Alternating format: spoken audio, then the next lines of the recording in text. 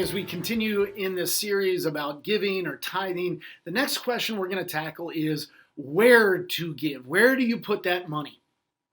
And I want to encourage you to prioritize the kingdom of Christ, to give to gospel-centered causes, the advance of the gospel. If they're not preaching the gospel, man, I wouldn't put your money there. The reason why is because the children of this world, non-Christians, will give to those other good causes. Wonderful things, building houses for the poor. I get that. That's wonderful stuff. But the children of this world will give to it. They won't give to the advance of the gospel. That's something we are uniquely called to do as believers. Okay? So give to gospel causes.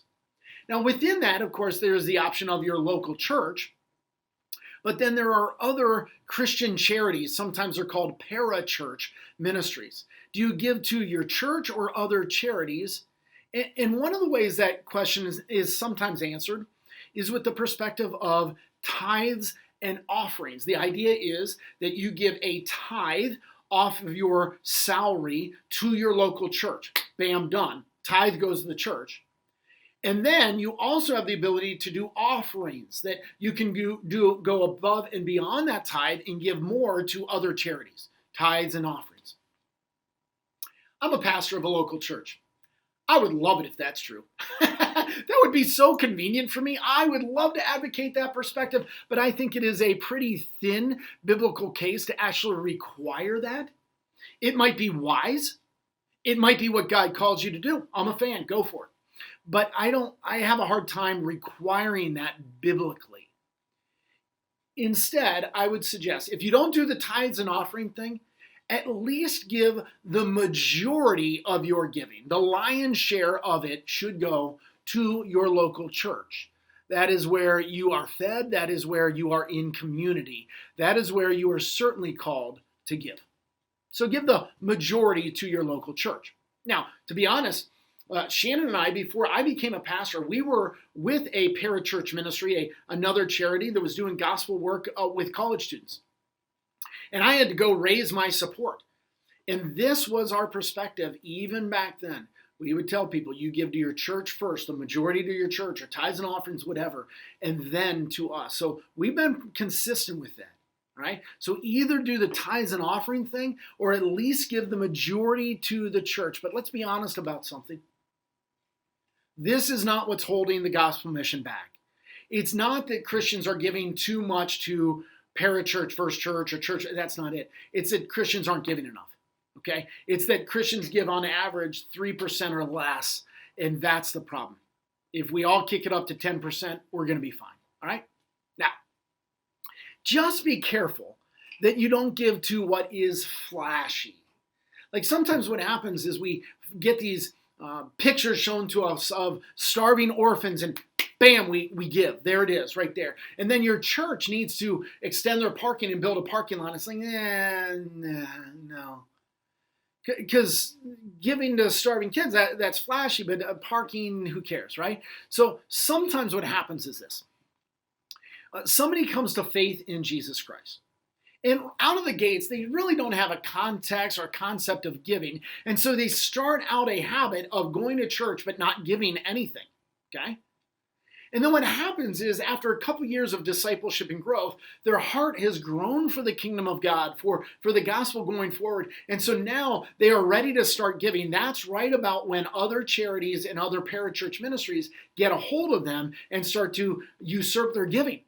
And so the church never gets in on that, right? Though they come to faith and grow and get fed here, sometimes the church really never gets in on their giving, right?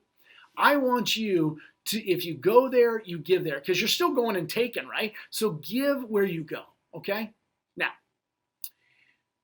if you don't do that, then you will allow the majority of your giving to go to other charities. Don't do that. At least do tithes and offerings or do the majority thing, okay? Now, speaking of which, let me address something else.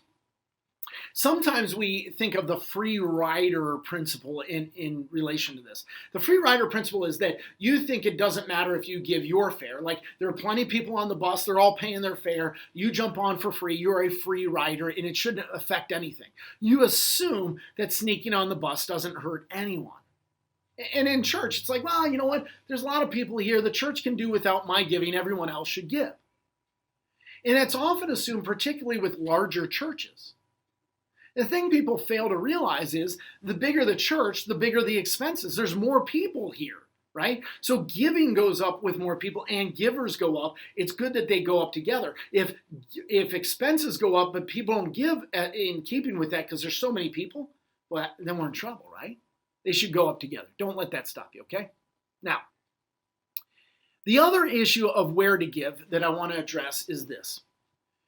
Don't do designated giving, okay? Designated giving, by that I mean like, hey, I'll give you this money if, and only if you use it to buy pews, or I want this hymnal in the church, or you have to buy these Bibles, you have to put in this stained glass window, and I'll give you the money only if you do what I say. Now, our church doesn't allow that. And the reason why is when we look in Acts, what you see is people brought money, they laid it at the apostles' feet, and they walked away, and they trusted the apostles as God's appointed leaders to direct the giving of the church. So don't try a coup by holding on to your giving, holding it for ransom. That's usurping the leadership of the church, trying to use your wallet, right? Now, maintaining this perspective that we have at Redemption, this protects the church from being controlled by rich people, right? So the elders designate the giving, and we do that by looking at the good of the whole church, and we decide we should do X. But then a rich person or rich people come along and say, no, we want the church to do Y. So the church does Y. Now it's not for the good of the church, it's just whatever the rich people want to do. No, that's not the way it works. No, instead we all give 10%. There's equal sacrifice. And then we trust the appointed leadership to direct the giving, the spending of the church. That's the way we work here. All right, so let's say you want to put all of this into practice, all this that we've covered so far. You need a plan. You need a plan. That's the subject matter of our next and last video, which is how to give. Stay tuned for that.